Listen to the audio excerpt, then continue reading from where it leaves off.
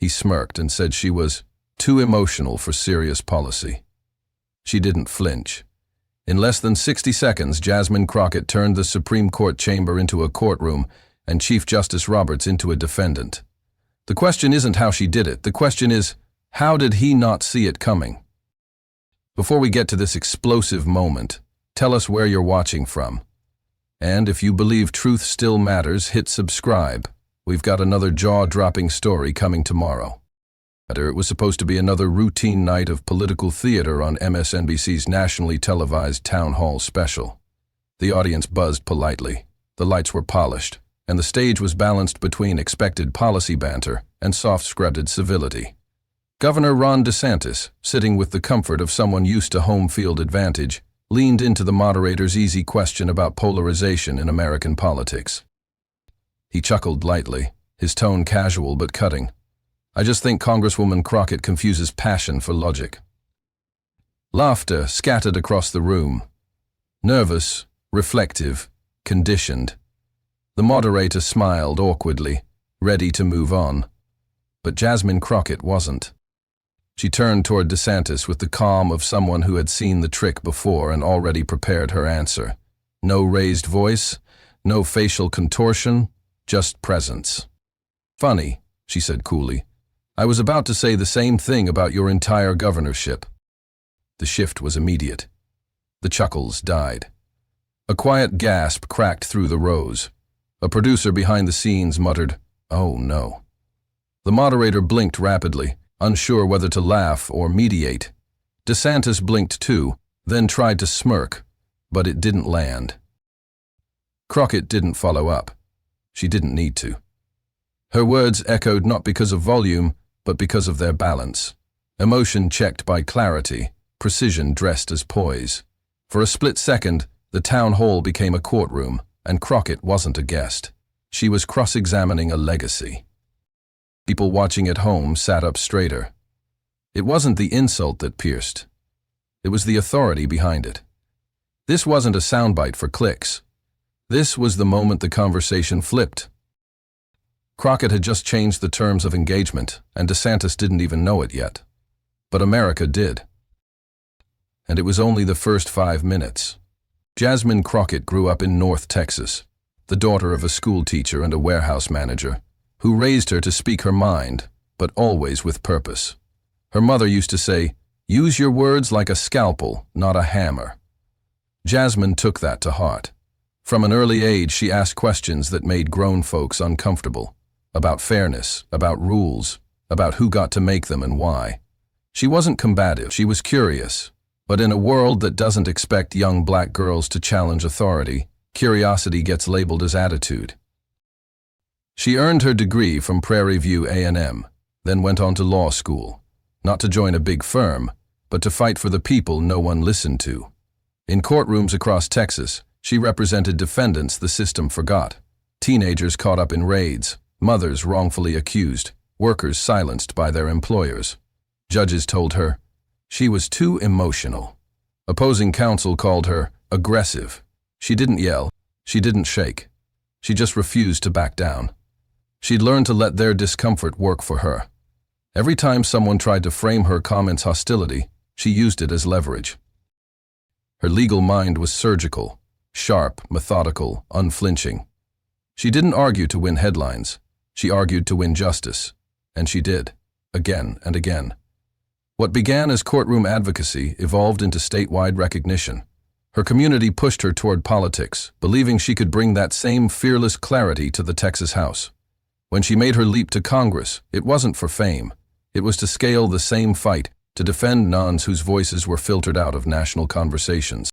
Still, media appearances were a minefield. Too assertive and she'd be called combative. Too composed and she'd be seen as cold. She learned to master the middle lane, to speak with steel behind her smile. She didn't perform, she educated. When pundits talked over her, she didn't interrupt. She waited, and when they were done spinning sound bites, she cut through them like a scalpel through noise. Which is exactly why this town hall with Governor Ron DeSantis mattered. She wasn't there for drama, but she wasn't going to swallow condescension either. What he mistook for restraint was the tip of a sword she'd spent a lifetime sharpening. He thought she was just another angry liberal. He had no idea what calm, calculated resistance really looked like. Ron DeSantis didn't stumble into power. He branded his way into it. A graduate of Yale and Harvard Law, his resume read like a traditional American success story. But DeSantis learned early that credentials weren't enough. What sold in today's Republican Party wasn't quiet excellence, it was conflict. So he reinvented himself not as a scholar, but as a fighter. The culture war became his campaign, and every controversy was an opportunity to... He wasn't always this bold. In his early congressional days, he was just another conservative in a crowded chamber, more lawyer than lightning rod. But after Trump redefined Republican politics, DeSantis adapted. Quickly, he put on the uniform of grievance, the armor of outrage, and the vocabulary of anti-woke. He didn't just lean into the culture war, he weaponized it. Critical race theory, book bans, LGBTQ+ restrictions, college curriculum crackdowns. Each headline was another notch in his belt. It wasn't policy, as much as performance, and it worked. Florida re-elected him by a landslide. But beneath the combativeness was a man obsessed with control. Every press conference was choreographed, every question carefully deflected. Dissent wasn't debated, it was shut down. He framed his decisions as protecting freedom, even as he limited speech in classrooms and banned books from libraries.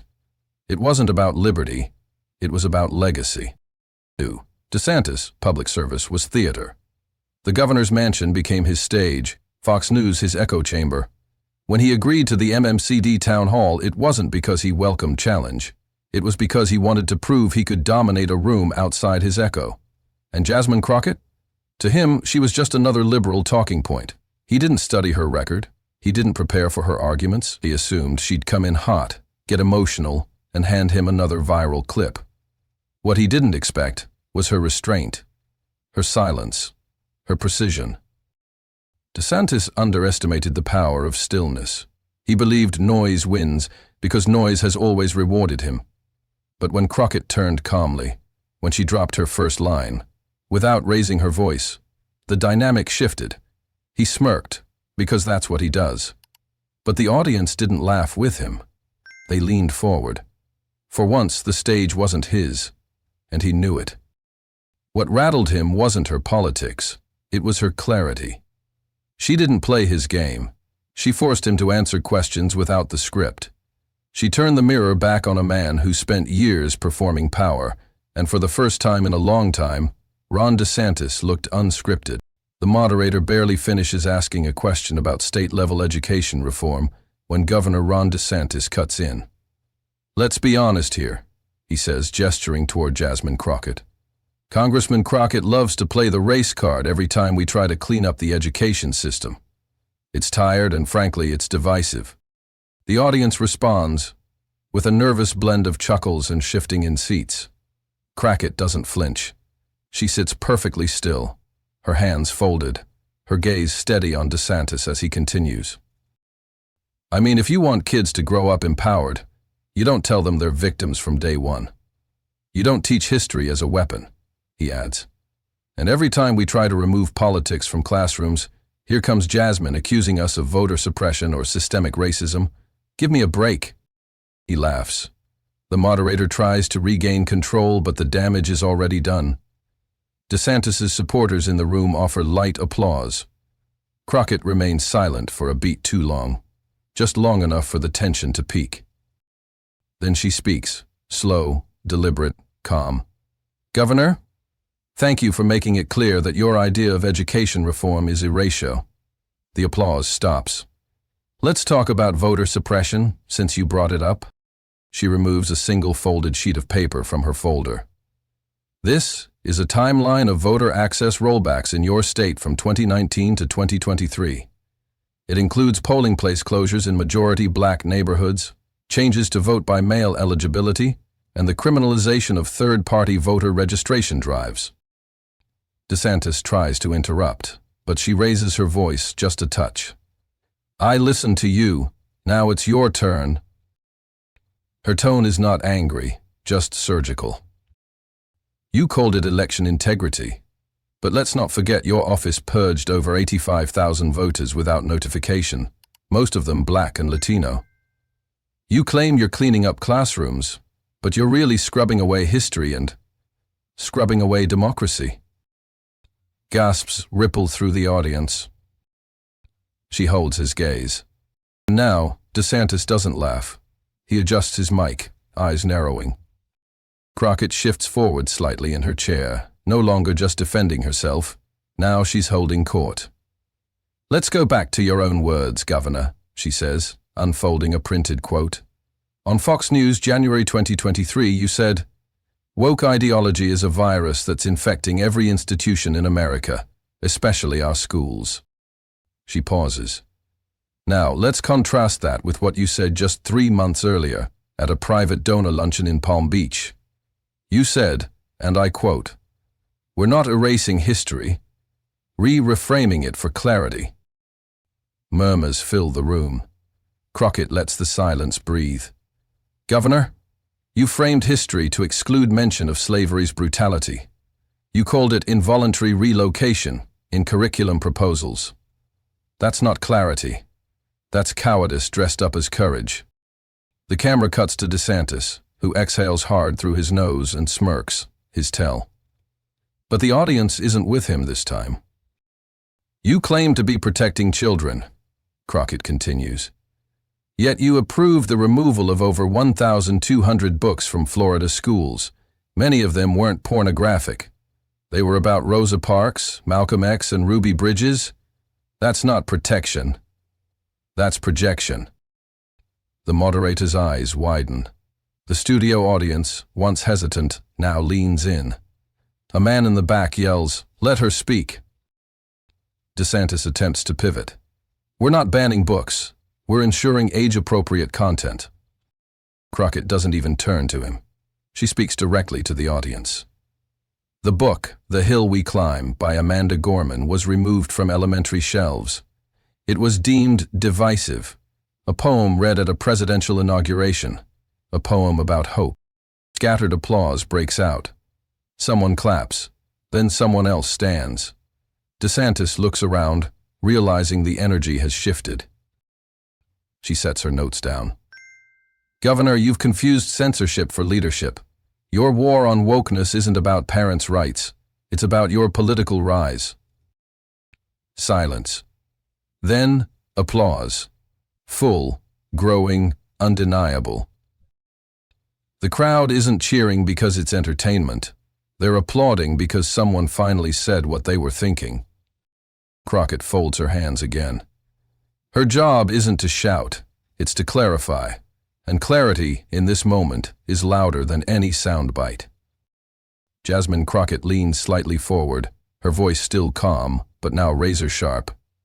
She opens a thick folder and pulls out a single sheet, an actual copy of a bill DeSantis signed into law just months ago. The studio's energy tenses. She raises it and speaks without rushing, her words slicing through the air. This is House Bill 1069, she begins. You signed it on May 17th. Aimed, you said, at protecting parental rights in education. Let's read what you actually protected. She flips to a highlighted section. Instruction on reproductive health or sexually transmitted diseases must be age-appropriate and abstinence-based. She pauses. Sounds neutral, right? Until you realize that includes banning factual discussions about contraception in most grades and requires written permission just to mention it. DeSantis shifts, lips tightening. He tries to interject, but she raises her hand, commanding the space with nothing but presence.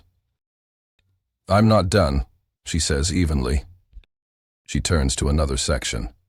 Instruction must not include discussion of gender identity or sexual orientation in grades K through 8.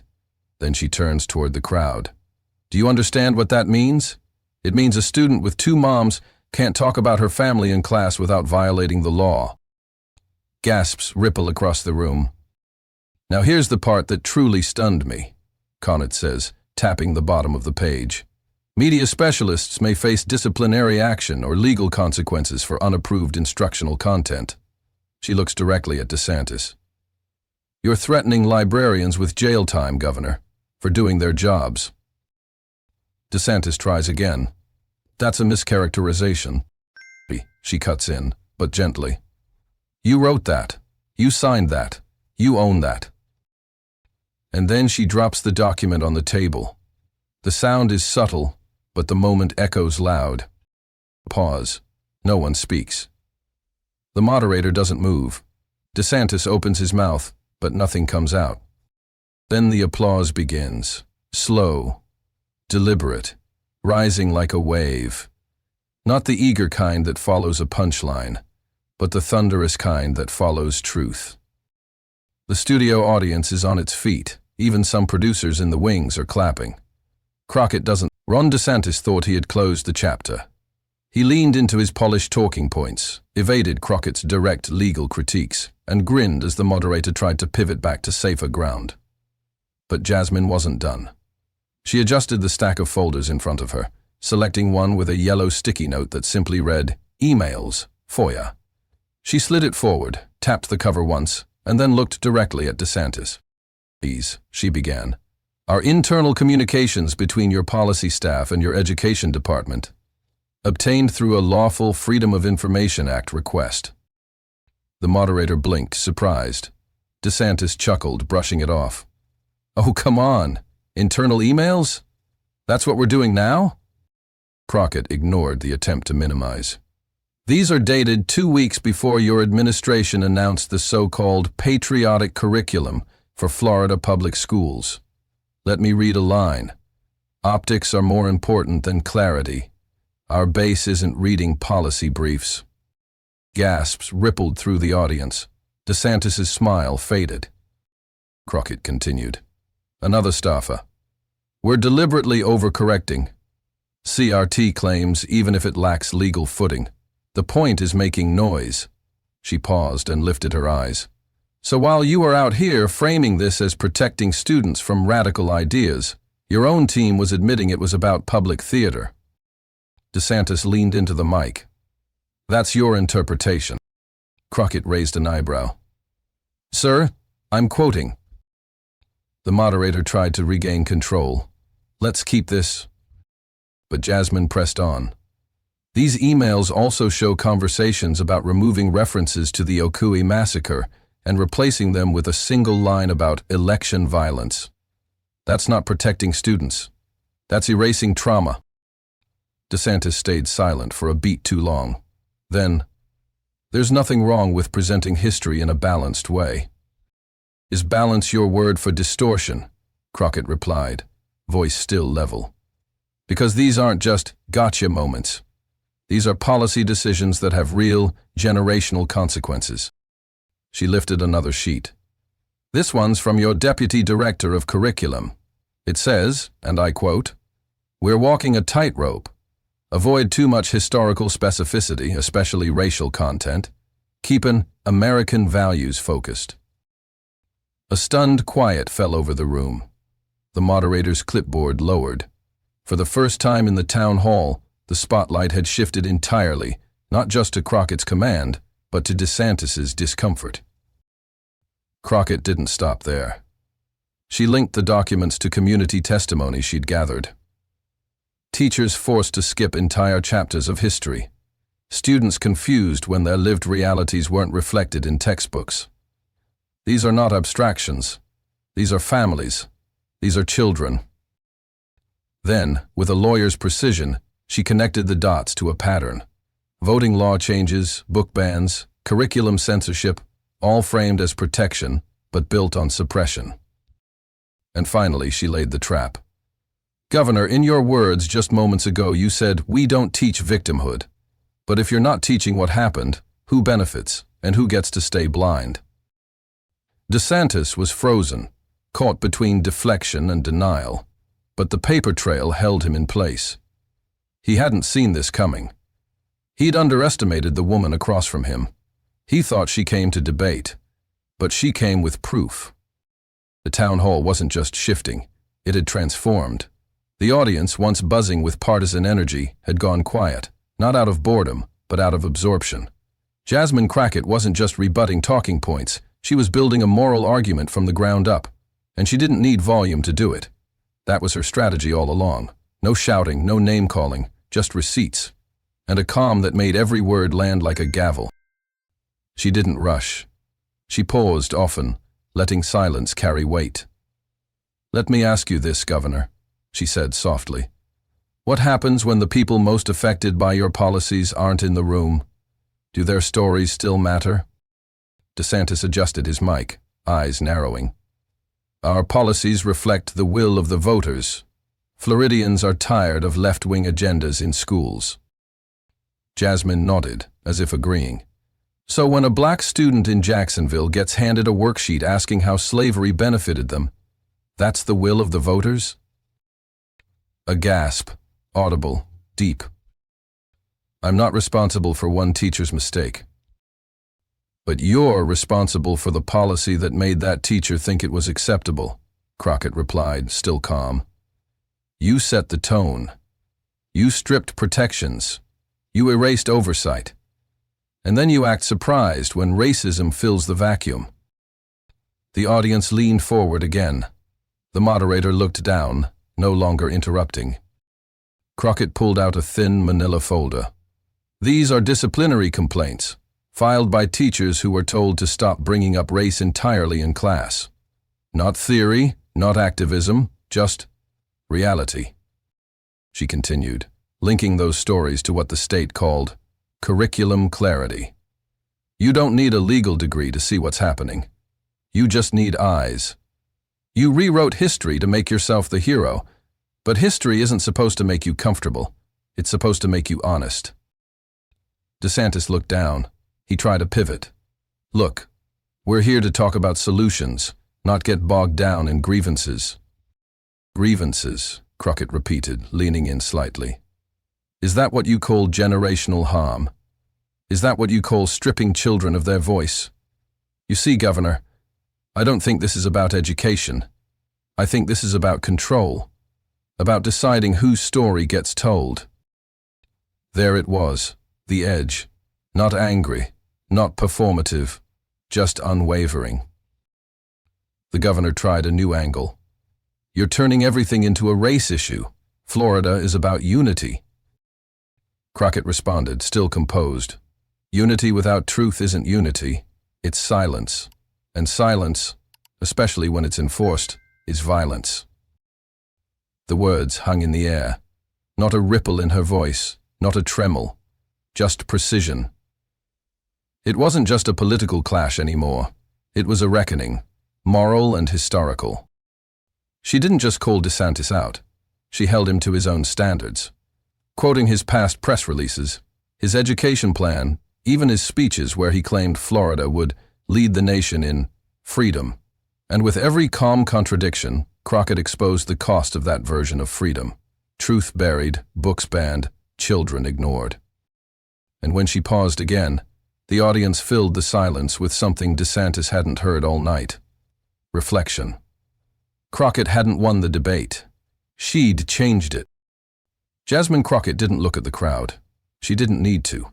She knew the moment had arrived, not the kind you plan, but the kind that crystallizes from truth, from pressure, from being underestimated one too many times.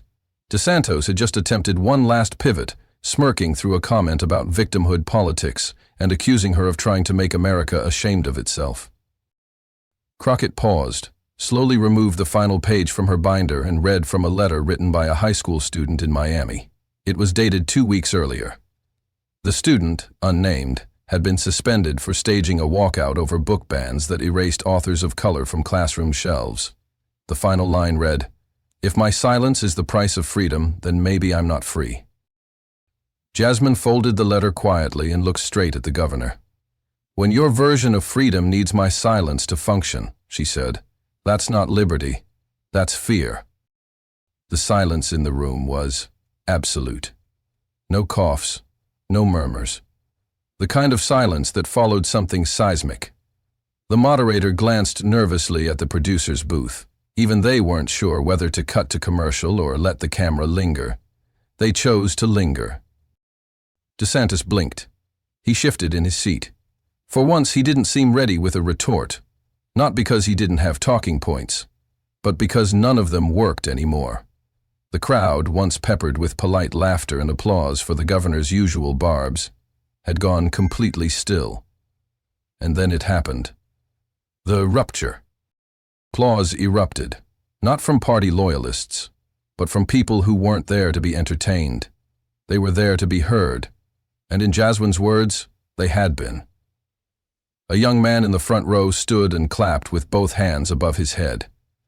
A middle-aged teacher in the second row wiped tears from her cheek and joined in. The hashtag was born within seconds. That's not liberty. Within minutes, the line appeared in bold letters across MSNBC's banner replay. By morning, it would be printed on shirts, in protest signs, even cited by columnists and clergy. It wasn't just a moment. It was a mirror. Crockett didn't smile or bask in the reception. She simply reached for her water, took a sip, and waited. It wasn't about the applause. It was about the truth finally getting the microphone. DeSantis, by contrast, looked smaller, like the air had gone out of his performance. He tried to laugh it off with a half-joke about wokenness, but it fell flat. There was no echo, no rhythm left for him to ride. He had brought a smirk to a reckoning, and it wasn't enough. The moderator, sensing a shift too profound to paper over, finally turned to Jasmine. "Congresswoman, do you have anything else you'd like to say?" Crockett answered without hesitation. "No, I said what I came to say." She hadn't raised her voice once, but she had raised the stakes and the standard.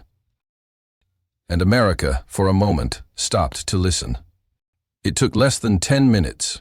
The MSNBC clip hit social platforms before the town hall even finished.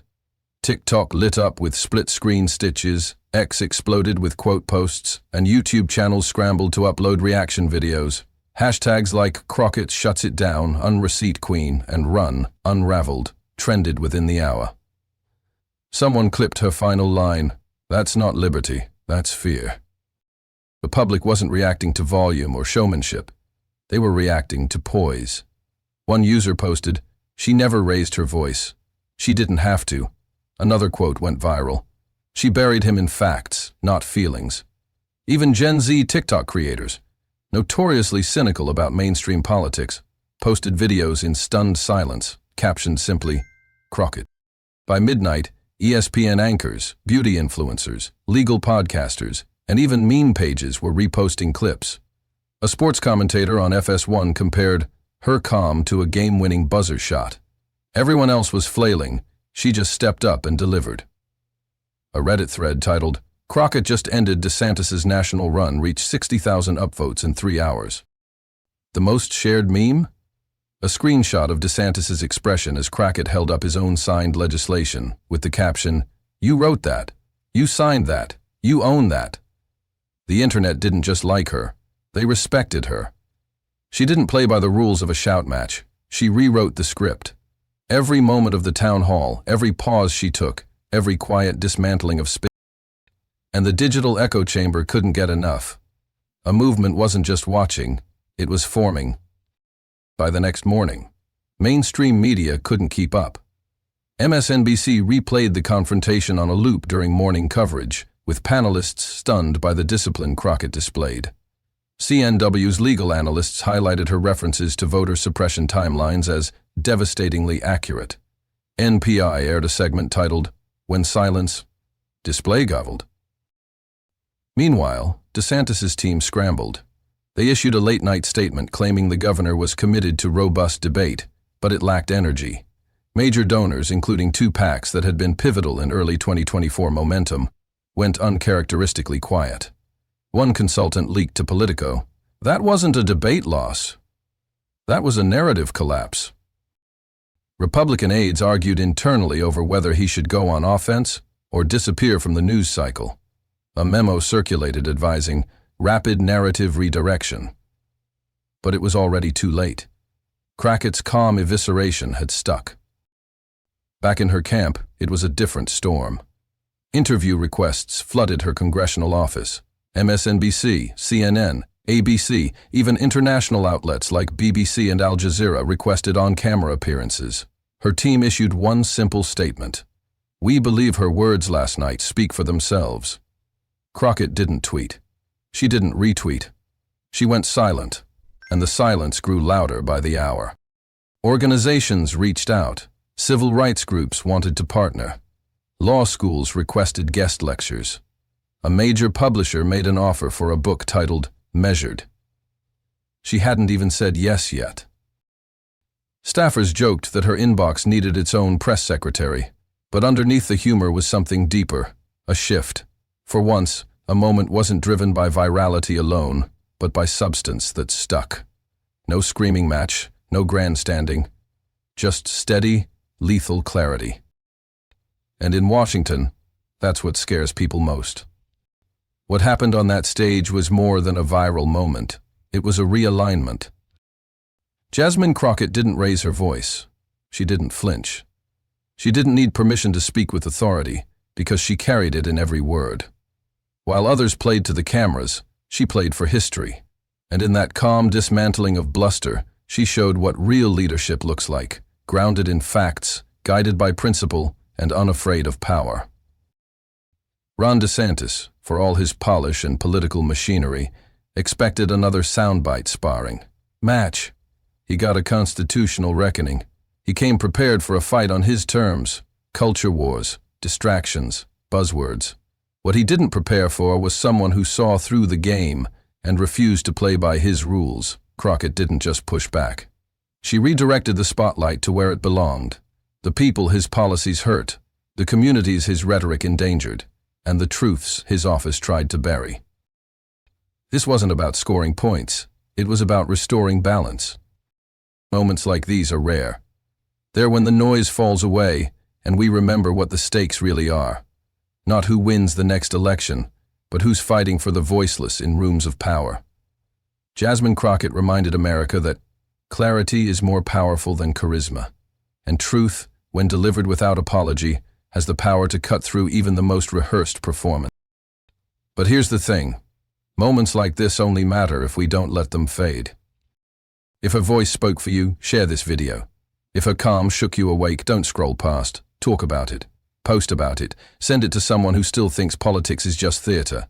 Because what you saw wasn't theater. It was testimony.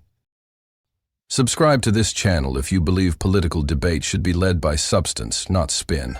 If you believe the courtroom calm of people like Crockett should define the next generation of leaders, not the bluster of those who hide behind slogans.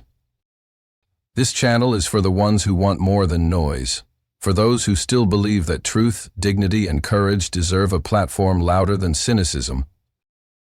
The next time someone tells you politics doesn't matter, show them this moment. And then ask, if silence can shake a governor, what else can we change together?